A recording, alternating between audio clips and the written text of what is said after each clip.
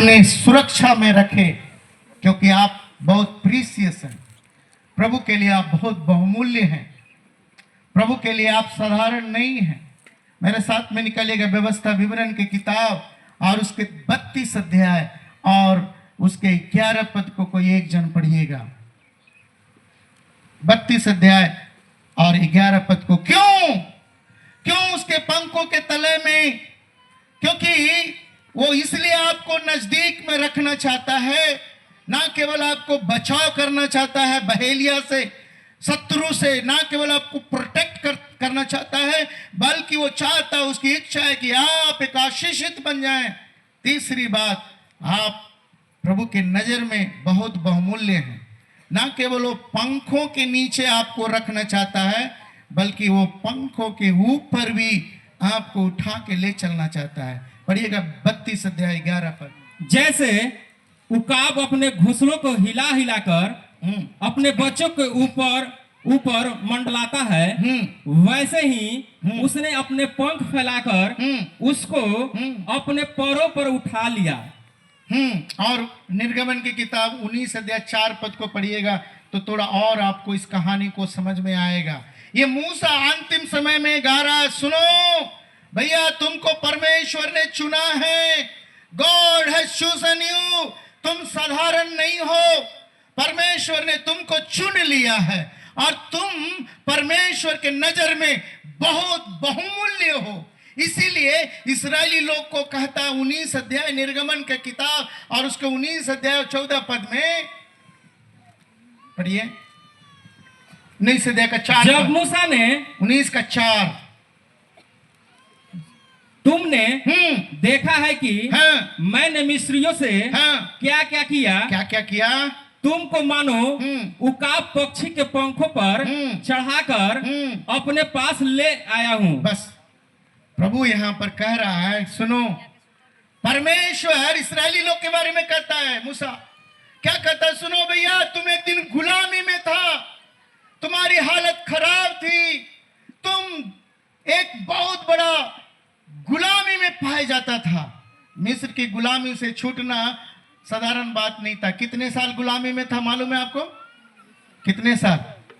1 साल, 2 साल, 3 साल, 4 साल? केवल 4 साल? अच्छा, यहाँ 4 साल बोल रहे हैं। केवल 40 साल। आपका पास्टर लोग को मैं पूछना चाहूंगा, केवल 40 साल गुलामी में नहीं था। आप पूछ के टास्क रहा। इतने साल गुलामी में रहने के बाद 400 से ज्यादा, 430, इतने साल गुलामी में रहने के बाद परमेश्वर ने इनको छुड़ा के लेके आया और कहता है, तुमको ऐसा ही नहीं छुड़ाया, तुम मेरे नजर में बड़ी बहुमूल्य हो, तुमको मैंने चुन लिया है और तुम मेरे लिए बहुत बहुमूल्य हो। इसलिए मैंने तुमको मिस्र की सेना से छुड़ा करके पंखों का उकाब चिड़िया के बारे में लिखा है। उकाब जैसे अपने पंखों पर अपने बच्चों को उठा के लेके चलता है, एकदम ऊपर ऊपर चलता है, उसके बच्चे उसके पंखों पर रहते हैं, और वैसे ही तुमको मैंने निकाल के लेके आया। ताली बजा के परमेश्वर को धन्यवाद कीजिए। और 32 अध्याय में या फिर वही मूसा ये कहता है, व्यवस्था विवरण 32 अध्याय में अब पढ़िएगा, वहां पर क्या कहता है कि सुनो, अपने लोगों से वो कह रहा है। पढ़िए 32 अध्याय का 11 पद। जैसे उकाब अपने घोंसलों को हिला हिला कर अपने बच्चों के ऊपर मंडलाता है, वैसे ही उसने अपने पंख फैलाकर उसको अपने परों पर उठा लिया। इस विषय में ज्यादा जोर देना नहीं चाहता हूं। जैसे सुन, बस लेकिन उकाब चिड़िया के बारे में लिखा हुआ है, सुनिएगा। कभी कभी हम को परमेश्वर जैसे उकाब अपने बच्चों को अपने पंखों पर उड़ा के उठा के लेके चलता है, और कभी कभी वो वचन में लिखा है, उकाब अपने बच्चों को कभी जब नीचे गिरने लगता है तो उसको अपने पंखों पर उठा लेता है। हालेलुया, जोर से बोले हालेलुया। कभी कभी उकाब चिड़िया जानबूझ के करती है।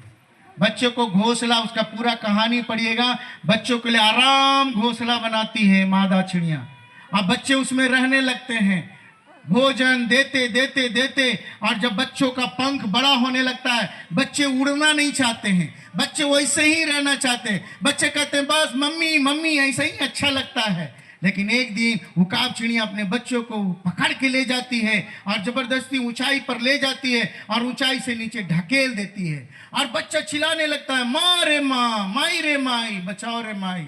और जब बच्चा नीचे गिरने पर होता है, जब लगता है कि बाप रे बाप मेरा जीवन खत्म हो जाएगा, उसी समय नीचे से आकर के उकाब चिड़िया अपने बच्चों को अपने पंख फैला करके उसको उठा लेती है ताकि उसको चोट न लगे। Hallelujah, hallelujah.